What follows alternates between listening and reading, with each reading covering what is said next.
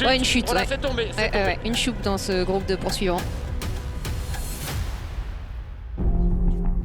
Bonjour à tous et bienvenue sur la deuxième étape de la course au soleil, une 80e édition de Paris-Nice placée aujourd'hui sous le signe du sprint. Environ 160 km entre Ophargis et Orléans à travers la Beauce, peu d'aspérité sur le parcours mais méfiance sur les grandes routes de plaine, gare au coup d'accélération dans le peloton. Les sprinteurs voudront eux se racheter aujourd'hui après le coup d'éclat des Jumbo-Visma hier et encore une fois ils seront nombreux à prétendre pour un seul élu à l'arrivée.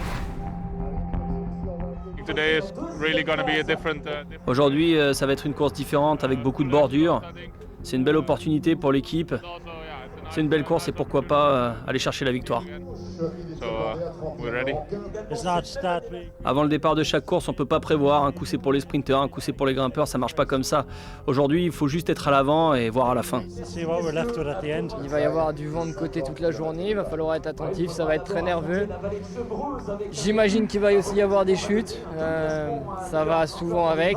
Et voilà, il faudra faire très attention et rester le plus devant possible. Le vent va venir de l'est, va souffler fort avec des risques de bordure. On est prévenu avec l'équipe. On aime ce genre de course. C'est un bon jour pour gagner. Il faut être dans le final pour la victoire.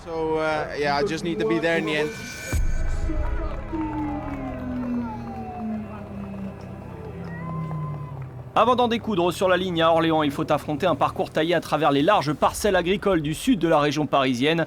Un groupe de 3 hommes est parti à l'avant en début de course avec Matthew Holmes notamment, le coureur le plus combatif d'hier et porteur du maillot à pois. Il est accompagné par son coéquipier Philippe Gilbert et par Alexis Goujard de BNB KTM. Méfiance donc sur cette étape, Wout van Aert est tombé en début de parcours, Trentin et Gaudu également, et surtout les bordures naissantes sur les longues lignes droites conduisent à la nervosité dans le peloton. Nouvelle chute à environ 70 km de l'arrivée, le peloton a du mal à se reconstituer totalement.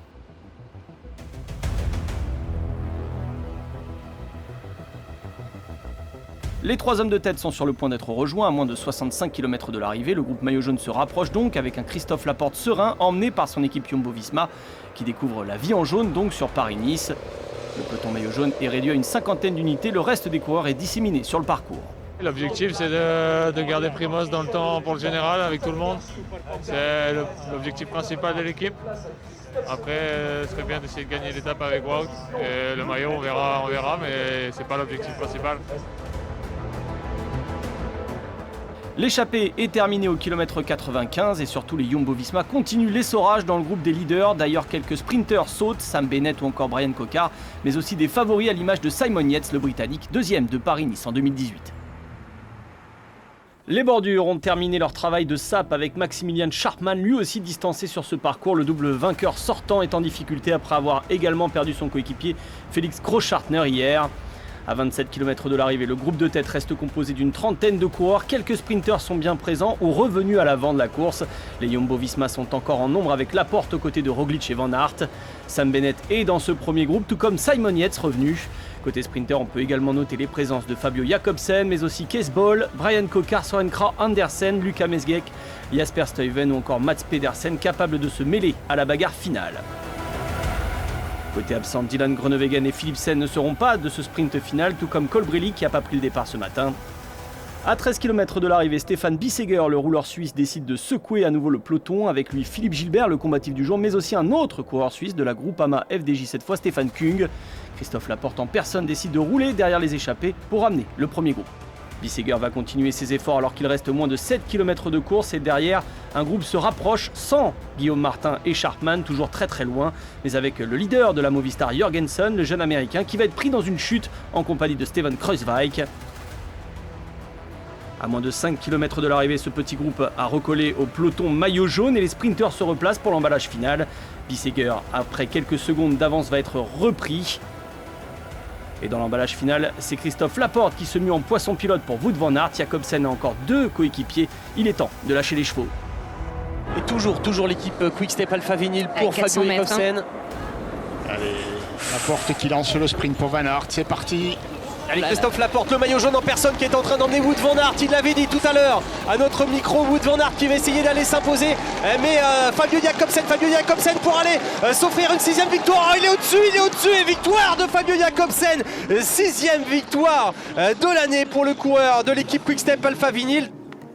Fabio Jacobsen s'impose donc à Orléans devant Van Aert. Le néerlandais est intraitable cette saison, 6e succès pour lui. Et encore l'équipe Quick-Step Alpha Vinyl à l'honneur avec une 12e victoire cette saison.